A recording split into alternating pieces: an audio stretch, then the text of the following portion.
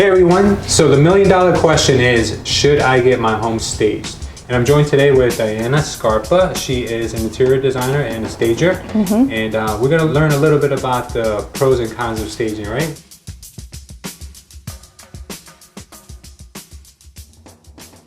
Before we get started today, tell us a little bit about yourself, who you are, and what you've done so far. So like you said, my name's Dianna Scarpa. I'm the owner and founder of Opal Home Staging. We're based in Ocean Township, New Jersey, so Monmouth County, but we serve Monmouth County, Middlesex County, Ocean County, and then all the way up to Bergen County. We basically all of New Jersey, we'll say. So the company's 3 years old now, and we specialize in home staging, vacant home staging, occupied home staging, and also interior decorating. Which the only difference there is interior decorating is for people who already live there, and then staging is for houses that are for sale. And it's a great transition because people that are selling their house, sell their house, and then move into a new house, and then we can help them create a house that they love. Okay. So what possessed you to get into home staging? Like, what was the idea behind that? I've just always been really interested in design. I have a background in design. I went to school in San Francisco for interior architecture. Then I kind of switched gears a little bit, actually studied sociology and worked with a lot of nonprofits. And after a few years doing that, I really missed design. So I was like, let me go back to that. It's what I love. It's what I love doing. And it's been such an awesome few years. So you were in San Francisco and then they brought you back to Jersey? Yeah, I'm from New Jersey. You love the weather, that's what you came. Yeah, it's not that different. It just doesn't get cold out there. Yeah, no, definitely. But that's great. You have a good background in interior design, and that's obviously what you need in order to be successful. So how long have you had your own practice? How long has it been? It's been 3 years. 3 years? That Opal Home Staging has existed. Now tell me how rough your first year was. That's what I want. I mean, it wasn't rough. It wasn't busy with clients, but it was busy just getting started, getting the website up, portfolio, like finding my team, sourcing people, figuring out where to rent furniture, getting an inventory. You know, I started out with like 3 lamps and a rug, and now I have a whole storage unit full of stuff. My house is full of stuff. I probably need another storage unit full of stuff. I have a lot of things. But the first year, wouldn't call it rough, it was just a little crazy. Yeah, you sound like our beginnings. We had a cell phone and some Home Depot lights, as Danny used to say.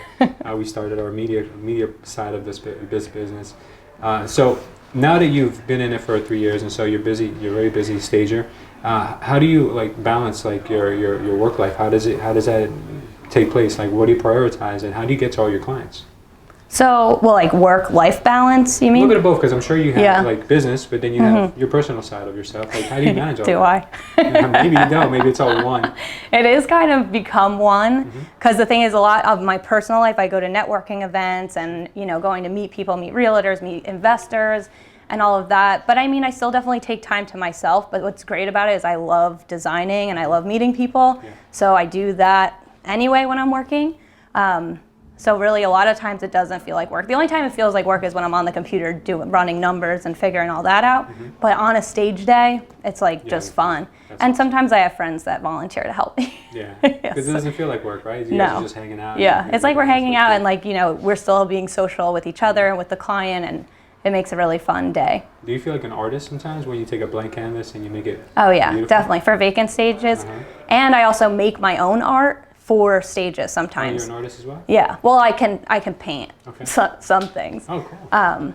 But I'm actually going to be teaching a class on that, on making your own art for stages for stagers, because I'm on the board for RESA, the Metro Center chapter, which is Real Estate Staging Association. I'm the vice president now, so I'm going to be running a class. So I am an artist in both ways. Yeah, that's awesome. So I think we met you through Paul Nilsson, who I think he found you somehow. I don't know how. And I was blown away by the work you did on that one property, and you were really competitive when it came to pricing. So we immediately started referring you to a whole bunch of other clients that we had, and you're still working with us now. I think you got a stage coming up for us soon. But we really love your professionalism, and I was blown away by how much you did with such a small, how would I say, budget? You know, because people think that staging is super expensive and I'm not going to get my money back, right? Right. But what have you found? Because I'm sure you've done the research and you have the numbers. Like, what does staging really do for a seller? Yeah, well, I mean, staged homes always sell for more. I mean, statistically, they sell for more than unstaged homes. And staging first really makes a difference then, because I have a lot of people who come to me after they had it listed for 6 months without being staged, without anything, and then I come in and I'll stage it. And it does sell rather quickly, but if you stage it first, you don't even have to have those 6 months that it was sitting there. So like, you kind of have to run the numbers too. Staging's always worth it because it's cheaper than a price reduction. Sure, absolutely. I had a friend who first talked me into staging because I was an investor long before I ever did any staging and any homes. And I used to say, well, it's an open home. Like it's brand new, it's renovated. People can just visualize their own stuff. No, people can't visualize anything. People have such a bad, the lack of imagination, I guess you would call it.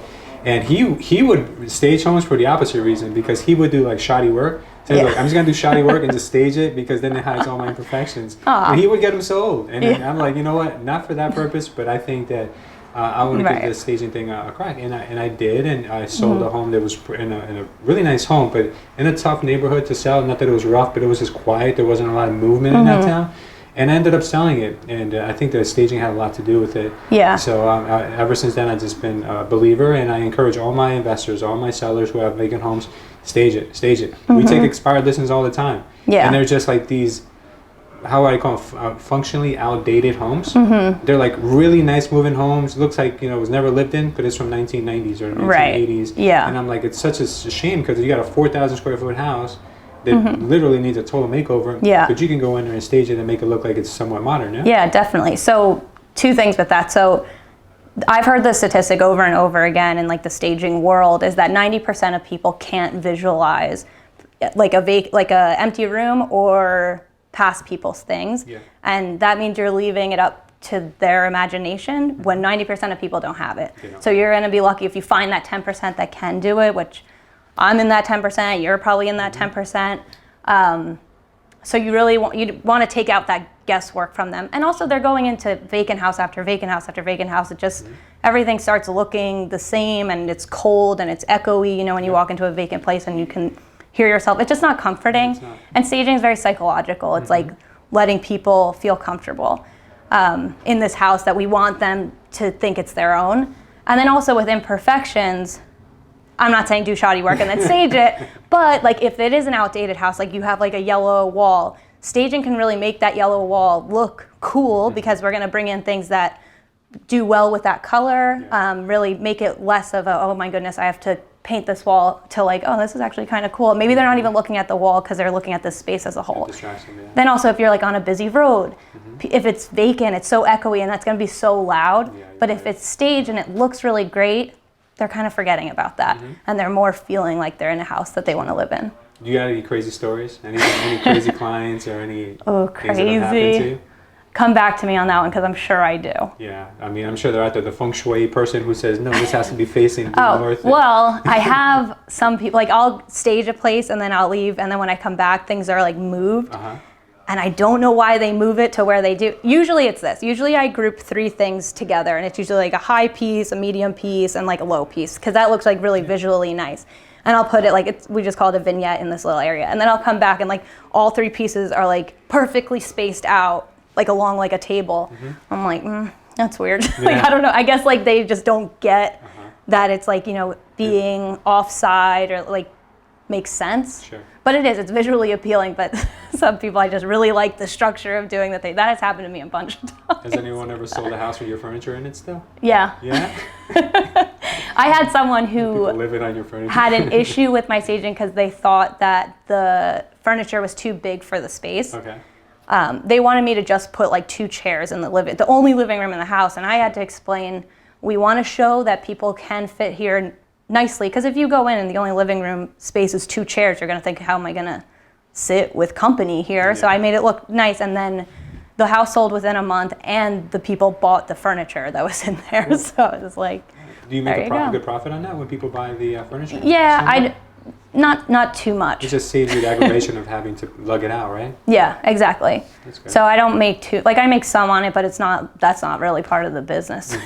It just saves you the time. Yeah. That's good. Awesome. Where do you see your business going? What are you headed towards? So I started consulting on flips a little bit more last year. So I like doing that. So anything aesthetic, where like flooring, paint colors, like paint consultations, tile. I really see myself doing a little bit more of that. I still love staging. I still do vacant and occupieds, but I think I'm going to start transitioning out of occupieds and do only vacants, because that's 90% of my business, and that's what I really like spending my time doing. And other than that, yeah, just keep on going. I'm also doing e-design now, excuse me, where it's online design for people who already live in homes. Sure. So there's a few things in the works. So an occupied staging is basically like a hoarder will call you up and say, hey, can you come and make my and then I'll say like, okay, clean this, and this, but I come back and it's not. And I'm like, ah. But I mean, occupieds are really important to be staged too. Yeah. It just, there's a lot more moving pieces. And some stagers only do occupieds, and they're great at doing that, and they get a lot of business doing that. Exactly. For me though, vacant staging has just been more of my calling. Cool. There's definitely a lot more involved in vacant staging. It's more expensive. You have to coordinate with a lot more people than occupieds, but and so a lot of people who do occupieds are like afraid of vacant staging because of all those moving pieces. So it's really just who you are as a person, and I tend to be a vacant person. That's awesome. Vacant staging person. Yeah, I mean, I don't know how you guys do it. It is a lot of work. It's kind of, it's like consistently moving in and out of an apartment or house. Yeah. And that's your everyday. Yeah. And that's a pain. So do you have a crew of guys that come in and move your stuff? And yeah, I have movers. If I'm renting furniture, it's usually the furniture company that they have their movers. Other than that, it's me and anyone that I hire that I'm like calling people like, are you free today to move some stuff? But yeah, no, it's fun. And I had my friend one time, you just remind me, tell me that he was like, oh, like you do so much in a room that people like take months to do. Like basically, because I was like, oh, I don't know if I'm like, if this room is ready. I like get after a long day, sometimes it can be a little stressful. And I remember him saying that to me, being like, people take like months to do what you just did in like 3 hours. Awesome. I was like, you know what, you're right. Yeah. I do a lot of work. No, it's a talent. It's definitely a talent. Yeah. That's good. So how can somebody get in touch with you if they needed to get your consulting services or some staging done? So they could call me is the easiest. They could also text me, which might be easier. Sure. You want my number? Yeah, tell us your number. I will put it up on the screen. It's 732-895-6640. Okay. Or you can check out my website, which is www.opal, O-P-A-L, homestaging.com. That's awesome. I'm also on Instagram. Yes, that's Opal Home Staging. Opal Home Staging. Yeah, awesome. Just simple at Opal Home Staging. I post a lot on there, and probably is more up to date with my portfolio than the actual portfolio side on my website, just because I can take pictures as I go and upload them. So you can see what I'm working on recently. You can see like me going to meetings and any inspiration pictures. Sometimes I give tips, and there's a lot on there. Yeah, what we would love to see a lot of, if you do or don't do yet, I'm not sure, is that tips for real estate agents and how to convince your clients to use staging. Yeah. Because it's a win-win for both. Yeah. You know, the agent is obviously going to sell the home quicker, so is a homeowner. So what kind of dialogue should they use for that? I think using statistics helps. If you let the seller know that it is worth the money to do it. Yeah. Because like I always say though, like staging really is cheaper than a price reduction. It really is. Because a price reduction, you're doing at least $10,000, and staging is not costing that. So that kind of gets them. A lot of flippers too, they don't want to put in more money, and I just kind of like, don't stop when you're almost done. Like, staging should be part of that. Yeah. It is. And I tell investors even before they start, because I know a lot of them, to budget for staging. Yeah. And I tell them about 1% of list price is what you should budget, and we'll try to get under that. Yeah. And oftentimes we do. That's a good rule of thumb. Yeah. Awesome. So that way they just know a price. Do you have statistics on your website or on your Instagram page? Yes, they're on my Instagram page definitely, and yeah, on my website too. Okay. Yeah, so everybody go and follow Opal Homes on Instagram. Well, thank you everyone for watching. If you guys enjoyed this, please don't forget to subscribe and share. And thank you once again for watching. And once again, Dianna Scarpa, check her out. Thanks, guys. Thank you.